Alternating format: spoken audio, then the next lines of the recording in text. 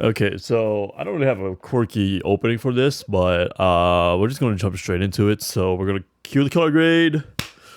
Oh, whoops, that's a little weak. Cue the color grade, and we're gonna talk about warfare. So I mean, right out the gate, I guess the best way for me to say it is that this was like a very viscerally immersive experience. It was a pretty hard movie to watch. Right out the gate, it should probably be said that this isn't really your, just Hollywoodized action war movie, and that's something you should temper your expectation on when you're going into this film, because it's more of a psychological thriller, as someone I've seen put it. How else would I say it? Like, I don't know, the way the movie frames itself is that it puts the audience in like a more observatory role. Yeah, all you're really doing is just seeing how the cast react to the situation that they're in, and that's as far as the storytelling goes. And honestly, in this case, it really works. The movie has a much more grounded approach, right? And like I said, it's not your standard action movie. So these are real depictions of actual soldiers and actual combat situations, and you're not going to see like crazy you're not going to see like a lot of crazy gun skills, or how like you're going to get, or how the good guys always gets out of every situation scot-free, right? Like, this is a real life situation where they were really in the back foot and they were just trying to get out alive. And it was just really dreadful to watch a lot of times, because the movie really knows how to build a tension, because once things get going, it just keeps going. And it doesn't give you a lot of room to breathe either. And it's insane. And the crazy part is, like, there's no grand, glorious, ending to the story either, right? And that's probably how war really is. Like, most people they're just alive that they got out alive, And the tension in the atmosphere is further boosted by not only the the set piece, but like I said, the intensity was further boosted by the performances of the cast of actors, as well as the incredible sound design. Like, all the crackle, snap, and snares, and like gunfire and debris really increased the intensity of the situation.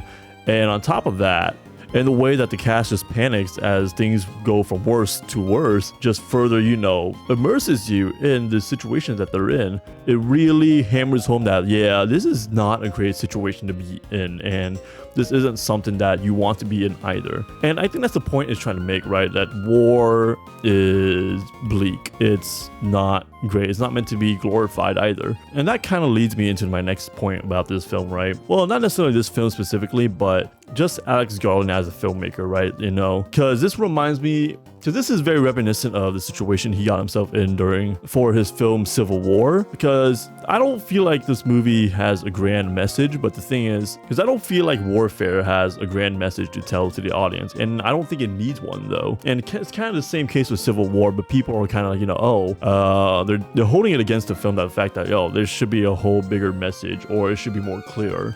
And I don't necessarily agree with that. And that's kind of what people were saying about Civil War, right? Like, where does Alex Garland lead on a political scale? And for the story that he was telling, like, why is that your main takeaway? Why is that the thing that you want to get out of the most? Because I feel like he got the point across perfectly fine, though. Like, war is bad, and then from there on, it's up to the audience to decide what to do with that information, right? Or maybe they argue, oh, war is good, blah blah blah, whatever.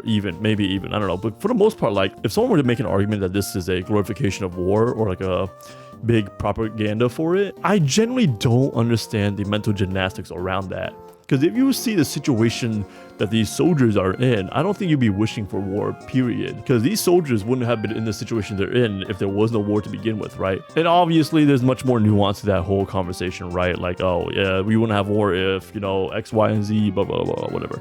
But the whole point is war is bleak, and that's what I got from this film. Like, yeah, so I thoroughly enjoyed the film, man. Like, it wasn't an easy watch. I was definitely, dreading it as well. Oh, and I should have mentioned, even though this has a short runtime of hour and a half, the movie felt so much longer because, like I said, that constant dread that the movie is able to instill onto you. You're constantly hoping and wishing that things would just be over with already. But then you just see it just keeps going and going and going, and you're like, oh wow. I like to think kind of like mimicking, you know, real combat as well, or just high intensity situations, you know, like you're super tensed up, so therefore, you know, it feels like time is going by slower. So, or I don't know. I'm probably not explaining it the best way possible, but that's kind of like the general gist of what I'm getting at. You know, I haven't seen a lot of movies this year, and I see a lot of people saying, oh, this is like their movie of 2025 so far, or is the best movie of the year so far, or whatever. And I kind of feel that it is also one of my favorite movies of the year so far. But a lot of that has to do with the fact that I haven't really seen much movies this year, and what I have seen, I can't tell you I remember them very well, or I can't remember what they were. So that's where we are right now with the film, and you know, it's something for sure. It's quite something. It's definitely up there.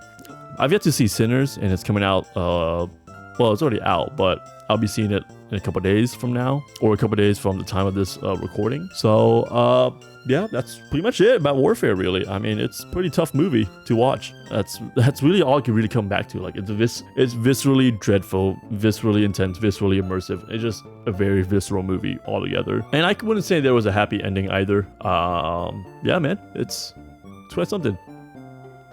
Anyways, see you.